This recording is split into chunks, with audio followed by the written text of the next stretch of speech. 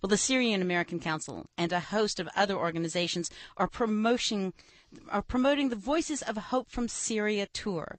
The event will feature two of the leading activists in multiple U.S. cities. The objective of the tour is to build new bridges of understanding and cooperation between Syrian activists and the American public. Joining us now live by phone to discuss this upcoming event is one of the event's organizers, Shiyam Galyon. Ms. Galyon, thanks for joining us today. Hi, Marlo. Thank you for having me. Now, before we talk about the tour, give us an update regarding the situation in Syria.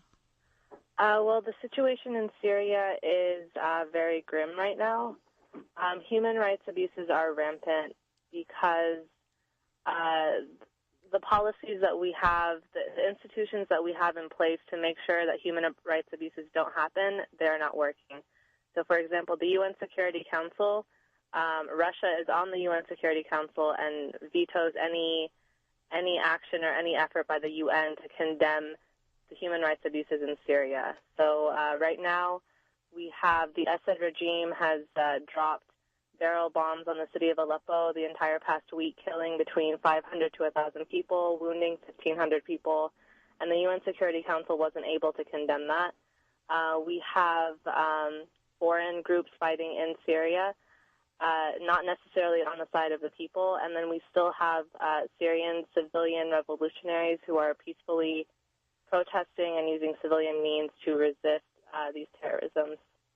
So there is still conflict going on. There is no resolve, and as far as you can tell, there's no place to resolve it anyway. Is that correct?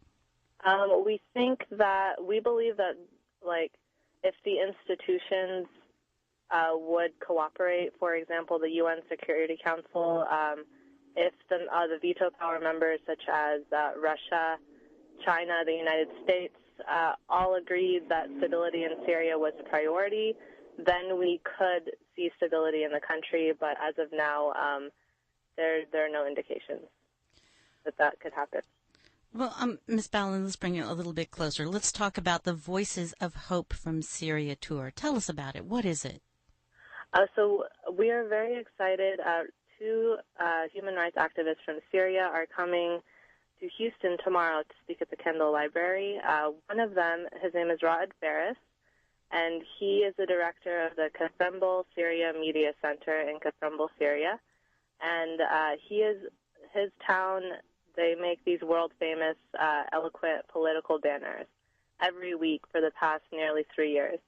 And so he is coming to talk about the peaceful process of resisting terrorism and really to reignite a hope, to share stories of hope.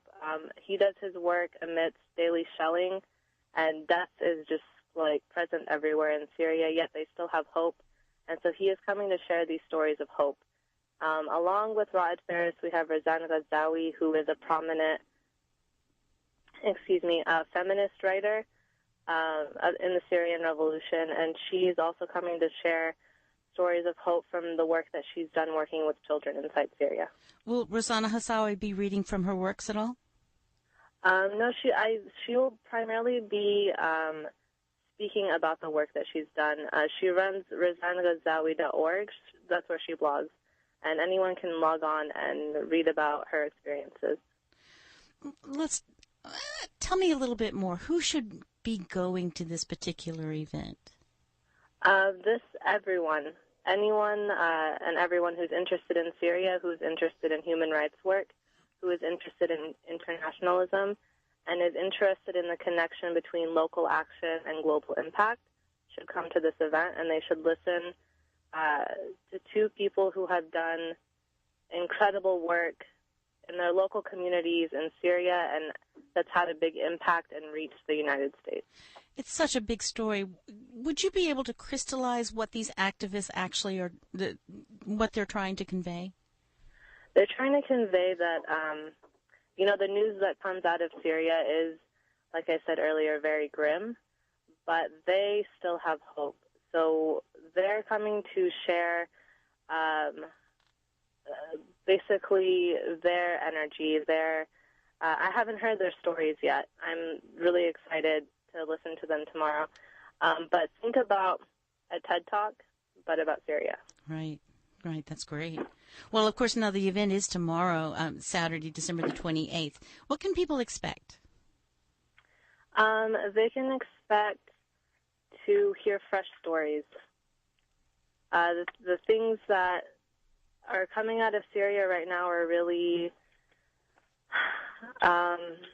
they weigh heavy on the soul.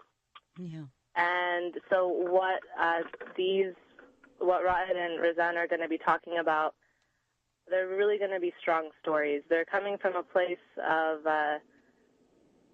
despair, like the things that they've experienced, but with strength and hope.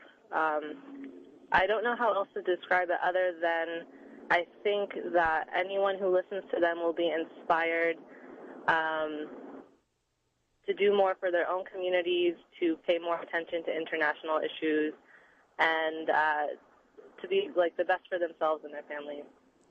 We understand that the tour has been to several major U.S. cities already. How's it been received in those places? Los Angeles and San Diego have been outstanding. Really, all the reviews are positive. They've also been to Phoenix, and whenever they go to these new cities, they make a banner for the city.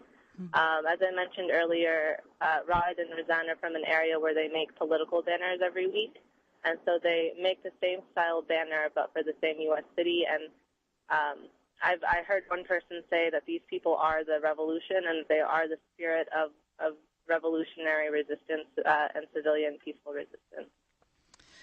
Ms. Ballin, what can our listeners do to keep the situation in Syria on their minds and other people's minds? I know it has a tendency to kind of just be a flash in the pan on the commercial media. What should we be remembering? I think, well, for Houstonians, we have the Syrian American Council here in Houston. We have the Houston chapter.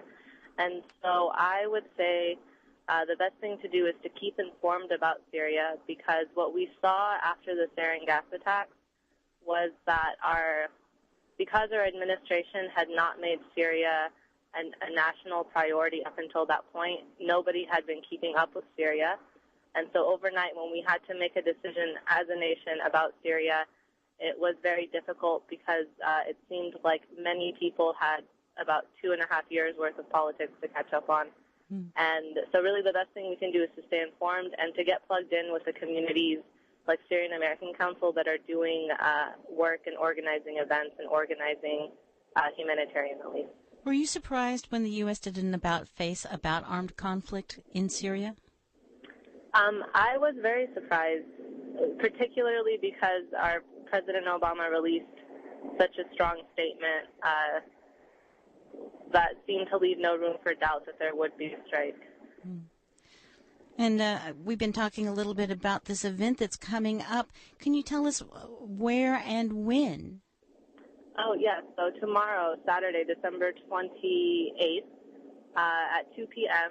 in the Kendall Public Library, that's 609 North Eldridge, you will be able to hear Raed Fares and Razan Ghazawi, two Syrian human rights activists. They're coming to share their stories of hope from Syria. So that's the Kendall Library, 609 North Eldridge. It's Raed Fares and Razana Hassawi. And, of course, you can always check out Razana Hassawi's blog at razanahassawi.org. And what time is it again? Oh, it's 2 p.m. 2 p.m. Is everyone invited? Yes, everyone is welcome. And is there some place where people can go for more information about the tour or really just about what's happening in Syria? Right now, the tour was kind of spontaneous for Raed and Razan. But for more information, Facebook is a great source of information, and I would check out the Syrian American Coalition Facebook page on Facebook. It's a Facebook page for Texans specifically who are organizing for Syria, and they share news updates daily. Well, Ms. Ballin, thank you so much for joining us today. We appreciate your time and expertise. Thank you so much, Marlo. We've been speaking with Shiyam Ballon, and she's talking about the upcoming meeting tomorrow, if you will, with Razana Hassawi and with Raed Fares at the Kendall Library, 609 North Eldridge at 2 p.m.